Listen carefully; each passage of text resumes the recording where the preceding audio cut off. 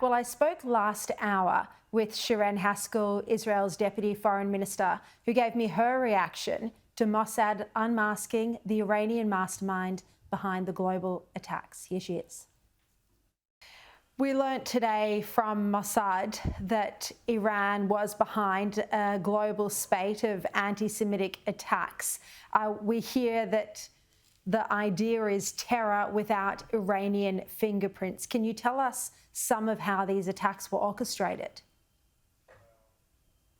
Obviously what the Mossad has revealed is extremely important, but it's something that many authorities had an indication prior to that. Sharri, we are sharing intelligence with many countries, including countries where there's governments where we have some challenges or some tensions with.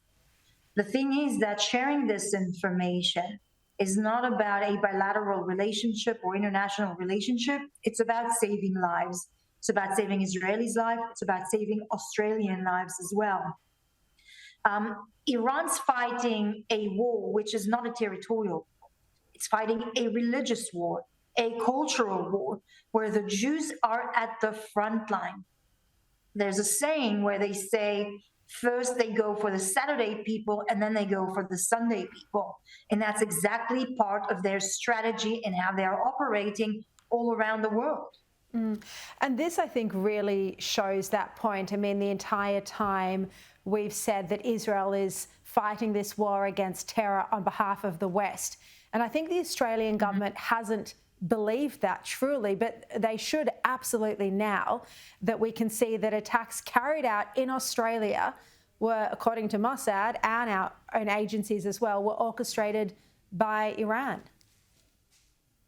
Well, Sharri, look, the security forces in Australia work in close collaborations with ours.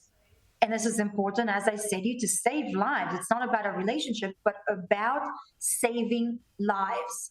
Now, this close cooperation and sharing and friendship, the Australian government knows about it. Many things the Australian government have known that have happened all around the world, including in Australia. And I have to say, the policy in regards to Israel during the last 2 years, it wasn't about international affairs. It wasn't about foreign policy. It was about internal politics. That's what it was about. No, absolutely. Domestic politics here in Australia, and also the Prime Minister's own long-held beliefs. He's been a pro-Palestinian activist for a long time. But this, as you say, shows the importance of the relationship with Israel, that just how critical the intelligence sharing is. And that's not something that you're saying that will ever be under threat, regardless of the hostilities from the Australian government? Yes, look, Israelis and Australians have a historical relationship. It doesn't depend on one government or another, but it goes way back. Sharri, the Australian horse battalions are the one that liberated Beersheba from the Ottoman Empire. The only other flag except of the Israeli flag that's waving in Beersheba is the Australian flag. So, it's the people-to-people relationship. It's the business-to-business relationship. That kind of friendship, long one, is the friendship of a true ally.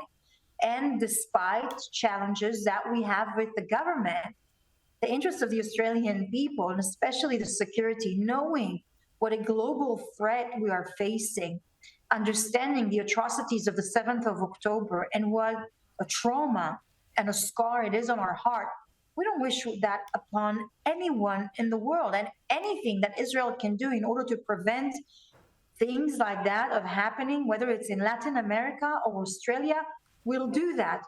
Because at the end of the day, we are facing the same threat, and we have the same moral values that binds us together. Values about freedom, democracy, women's rights, freedom of expression, and journalism, and all of these things that we cherish, that we are fighting for, are the same values that Australians believe in. And in what the challenges that we're facing, we will do everything in order to protect and defend and cooperate in order to save lives, whether it's Israelis or Australian lives. Well, thank you so much for joining us. And of course, we are very grateful here in Australia for the intelligence cooperation. Really appreciate your time as always. Thank you very much, Sharri.